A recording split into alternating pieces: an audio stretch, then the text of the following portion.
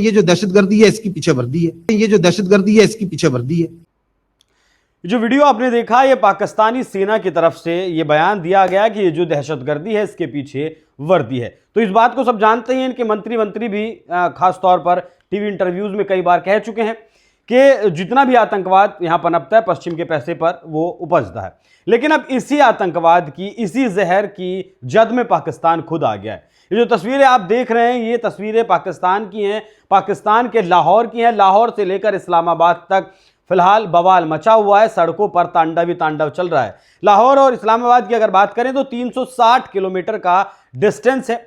और जो टीएलपी यहाँ एक राजनीतिक संगठन है, कट्टरपंथी संगठन है, इस पर बैन भी लगाया गया है और इसका जो प्रमुख है उसे राष्ट्रीय कानून का उल्लंघन करने के जुर्म में जेल में भी डाला गया, लेकिन फिर छोड़ दिया गया। उस टीएलपी ने लाहौर से लेकर इस्लामाबाद तक यात्रा करने का आह्वान किया था, जिसको रोकने के लिए पुलिस ने खूब इंतजाम पाकिस्तान की किए, कंटेनर्स लगाए, ठीक वैसे ही जैसे जब इमरान खान के समर्थकों को रोकने के लिए लगाए थे। लेकिन उन कंटेनरों को भी सब तोड़ फोड़ दिया गया और फिलहाल लाहौर से लेकर इस्लामाबाद तक ये तस्वीरें जो आप देख रहे हैं, ये पूरी तस्वीरें हैं। लेकिन ये आखिर ऐसा हो क्यों रहा है? पाकिस्तान में ये विरोध सीधे तौर पर अमेरिका के खिलाफ है, इस बात को आप जान लीजिए। लेकिन एक तरफ तो आसिम मुनीर एक सेल्समैन बनकर ट्रंप के सामने रेयर अर्थ एलिमेंट्स लेकर जाता है और $550 मिलियन की डील भी कर ली जाती है। कहा यह भी जाता है कि 2 से 3 कंसाइनमेंट रेयर अर्थ मिनरल्स के पहुंच भी गए हैं अमेरिका। उसके बावजूद पाकिस्तान के करोड़ों लोग आखिर अमेरिका के खिलाफ क्यों उतरे हुए हैं, सड़कों पर इस तरीके से क्यों उतरे हुए हैं? इन विरोध प्रदर्शनों में जो सबसे खास बात रही, या फिर कहें कि ट्रिगर पॉइंट जो रहा, वो रहा कि 11 लोगों की मौत अब तक इस प्रदर्शन में हो चुकी है। पुलिस कर्मियों को लगातार दौड़ाया जा रहा है। ये साद है जो इस टीएलपी का अध्यक्ष है। पहले इसके प्रमुख हुआ करते थे टीएलपी के, लेकिन उनके मौत के बाद, उनके मरने के बाद 2020 में इसने यहाँ की गद्दी संभाली थी। ये कंटेनर जो इनके लिए लगाए गए थे वो सब नेस्तनाबूद कर दिए गए हैं, हटा दिए गए हैं।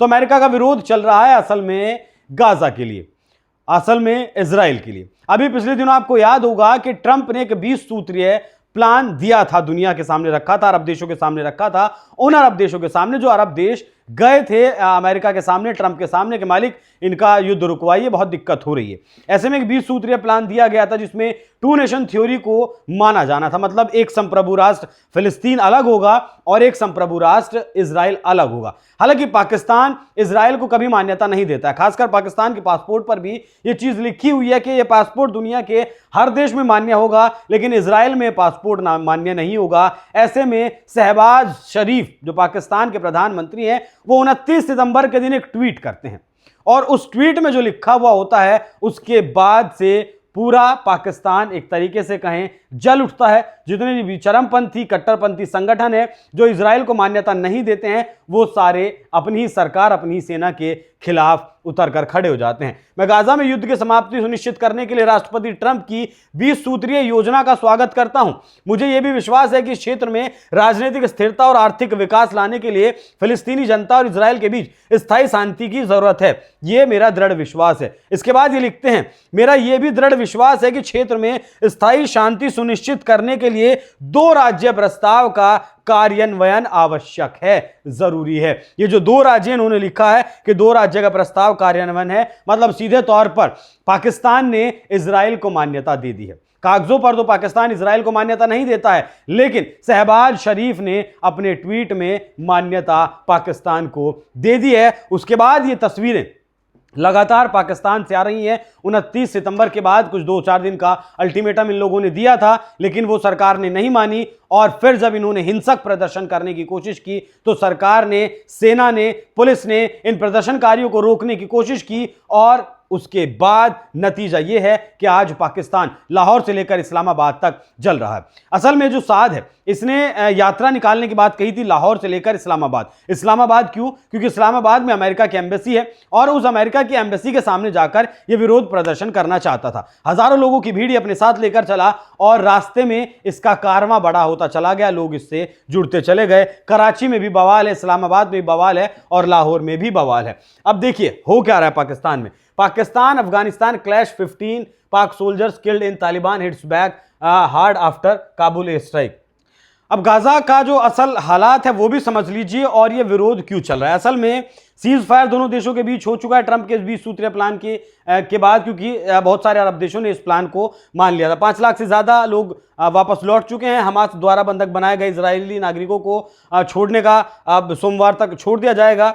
विरोध प्रदर्शनों में कराची सहित अन्य शहरों में भी फैला है। सरकार ने सड़कें खोद दी, कंटेनर लगा दिए, लेकिन प्रदर्शनकारी हिंसक रूप से रास्ते खोलने में लगातार जुटे हुए हैं। पाकिस्तानी पासपोर्ट में इजरायल को मान्यता ना देने की नीति, फिर भी सरकार के कदम से जनता नाराज है कि आखिर सरकार ने यह कदम उठाया तो उठाया क्यों, जब हम इजरायल को मान्यता बिल्कुल भी देते नहीं है। यही कारण है कि लोग अमेरिका का खुलकर विरोध कर रहे हैं। पाकिस्तान में सरकार और अमेरिका के खिलाफ विरोध प्रदर्शन शुरू है। खासकर टीएलपी पार्टी के नेतृत्व में लाहौर से इस्लामाबाद तक, माफ कीजिएगा, 380 किलोमीटर का यह पदयात्रा का आयोजन किया गया था। 9 अक्टूबर को कर्फ्यू लगाया गया, 10 अक्टूबर को पाकिस्तान में इंटरनेट बंद किया गया और रास्तों पर बैरिकेडिंग कर दी गई। हिंसक झड़पों में 11 लोगों की मौत हुई। पुलिस और प्रदर्शनकारियों के बीच लगातार पथराव और गोलीबारी जारी है। इसका अगर टीएलपी की बात करें तो टीएलपी 2015 में यह संगठन बना था। खादिम हुसैन रिजवी के बेटे साद रिजवी इसका फिलहाल नेतृत्व कर रहे हैं और खादिम रिजवी ने इस संगठन को बनाया था। गाजा और फिलिस्तीन के समर्थन में अमेरिकी दूतावास के सामने इन्होंने प्रदर्शन करने का आह्वान किया था। प्रदर्शनकारी ने पुलिस वाहन तक चुरा लिए, रास्तों को खोलने के लिए कंटेनर लगा दिए गए। अब 2 स्टेट का जो विवाद है, पाक पीएम शहबाज शरीफ का जो ट्वीट मैंने आपको दिखाया, जो यूएन, भारत और अमेरिका की नीति से मेल खाता है। पाकिस्तान और ईरान जैसे देश 1 स्टेट सॉल्यूशन, केवल फिलिस्तीन को मानते हैं, इजराइल को मान्यता नहीं देते। शरीफ के बयान पर पाकिस्तान में ट्रोलिंग और विरोध, संसद में उन्हें सफाई तक देनी पड़ी। इनके सांसद को यह तक कहना पड़ा कि जो प्लान हमें दिखाया गया था ट्रंप के द्वारा, वो प्लान असल में वो प्लान नहीं है जो दुनिया के सामने रखा गया। हमारे सिग्नेचर किसी और प्लान पर करवाए गए थे, मतलब सफाई देते हुए नजर आए। ट्रंप ने पाकिस्तान में इजराइल को अप्रत्यक्ष मान्यता दिलवाकर इजराइल की जीत सुनिश्चित कर दी है। ट्रंप ने यह तो जीत सुनिश्चित कर दी है, लेकिन ट्रंप इस बात को नहीं जानते कि जिस तरीके से पाकिस्तान की जनता विरोध कर रही है, यहां तख्ता पलट जैसी स्थिति भी पाकिस्तान में आ सकती है। ट्रंप को क्या जरूरत थी कि वो इजराइल को मान्यता पाकिस्तान से दिलवाएं, जब पाकिस्तान अपने पासपोर्ट तक में मान्यता नहीं देता है? तो क्या मुनीर और शहबाज के खिलाफ ये पटकथा ट्रंप के द्वारा लिख दी गई? आने वाले वक्त में इसका पता जरूर चलेगा। ट्रंप ने मध्यस्थता की, लेकिन तुर्की, मिस्र, कतर को धन्यवाद दिया, लेकिन पाकिस्तान का नाम नहीं लिया। ट्रंप ने मध्यस्थता करवाई, इसका नाम इसमें पाकिस्तान का नहीं लिया गया। बाकी ट्रंप को दुनिया भर से बधाइयां मिली। पाकिस्तान की बदनामी हो रही है कि पाकिस्तान ने ट्रंप के साथ मिलकर गाजा इजराइल समझौते में हिस्सा लिया, जो उसके पारंपरिक रुख से बिल्कुल अलग है। पाकिस्तान की इस भूमिका ने देश में विवाद और विरोध का जन्म दे दिया है। 20 सूत्रीय जो प्लान था, अमेरिका गाजा में विकास करेगा, अरब देशों के साथ मिलकर करेगा, इंटरनेशनल फोर्सेस वहां लगाई जाएंगी, इजराइल की सेना हटेगी, हमास को हथियार डालने होंगे और सत्ता से बाहर रहना होगा, बंधकों की रिहाई होगी। बाकी पाकिस्तान की इसमें क्या कुछ भूमिका रही? ओआईसी और जीसीसी जो देश हैं, पाकिस्तान, तुर्की, सऊदी, कतर के प्रतिनिधि मंडल ने ट्रंप से समझौता कराने की अपील की थी। पाकिस्तान ने सलाह दी, लेकिन इजराइल को मान्यता देने की नीति के कारण घरेलू स्तर पर अब पाकिस्तान की सरकार को, पाकिस्तान की सेना को यहां बहुत ज्यादा विरोध का सामना करना पड़ रहा है। तो ये जो तस्वीरें आप देख रहे हैं, ये खुले तौर पर ये बताती हैं कि पूरे पाकिस्तान में इस वक्त विरोध चल रहा है डोनाल्ड ट्रंप के उस 20 सूत्रीय प्लान का, जिसकी वजह से पाकिस्तान ने इजराइल को मान्यता दे दी है। तो क्या ये ट्रंप ने स्क्रिप्ट लिखी है जिससे कि एक बार फिर से पाकिस्तान में तख्ता पलट किया जा सके? सवाल ये भी उठ रहा है कि क्या जेल में बंद इमरान खान के साथ कुछ डील हुई है, या फिर इमरान खान और ज्यादा ट्रंप की शर्तों को मानने के लिए तैयार है? क्योंकि फिलहाल आसिम मुनीर अपने आप को पूरी तरीके से, शहबाज शरीफ, मुनीर कदमों में अमेरिका के बिछा चुके हैं, और उसके मतलब नतीजा ये देखिए कि इन लोगों को बिल्कुल भी इस बात से एतराज नहीं हुआ, जबकि ये लोग जानते थे कि इनके देश में विरोध प्रदर्शन होंगे। शुरुआत में मैंने आपको बताया कि जो टीएलपी का अध्यक्ष है फिलहाल साद रिजवी, ये जेल में भी रह चुका है। इसके ऊपर